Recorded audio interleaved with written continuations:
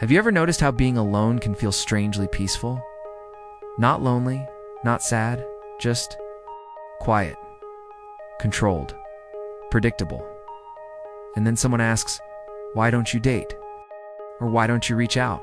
They ask why you don't let people in, but what they don't understand is this: you're not avoiding people, you're avoiding disappointment. Because disappointment doesn't just hurt once, it echoes. When you've been let down enough times, your nervous system learns a lesson. Your mind did unconsciously choose. Being alone is safer than hoping. Hope is risky. Hope means imagining a future that might never happen. It means opening a door that someone else might just walk past without even noticing. So instead, you choose solitude, not because you don't want connection, but because solitude doesn't betray you. When you're alone, expectations disappear. There's no waiting for replies, no trying to read tone into silence, no wondering if you mattered more in your head than you did in theirs. Disappointment isn't just about what didn't happen, it's about what almost did.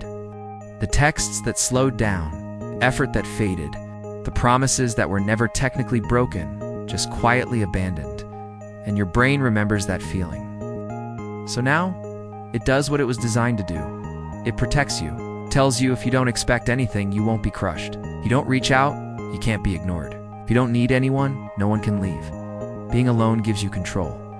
Disappointment takes it away. For people who have been emotionally let down, being alone doesn't feel empty. It's regulated.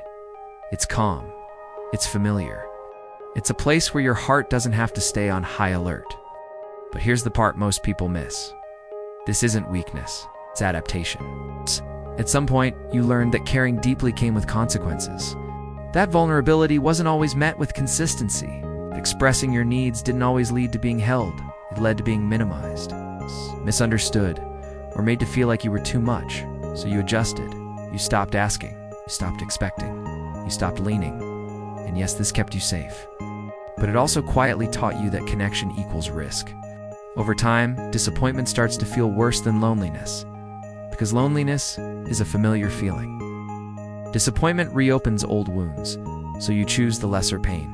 Now, but safety and fulfillment are not the same thing. Being alone may protect you from getting hurt again, but it also protects you from being truly seen, from being surprised, from being met in ways you couldn't possibly plan for. And that's the paradox. The very walls you've built to survive might now be the ones keeping you from what you want most. You don't need to tear them down overnight. You don't need to suddenly trust everyone or force yourself into connection before you're ready. But it helps to recognize this truth. You are not broken for feeling safer alone. You are responding exactly the way someone would after disappointment taught them caution. Healing isn't about choosing people over solitude.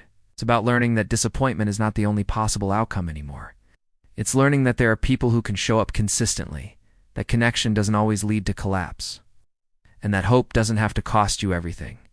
And until you believe that not just logically, but emotionally, being alone will continue to feel like home. It's not because you don't want more, but because disappointment taught you to settle for safety first. Thank you for listening.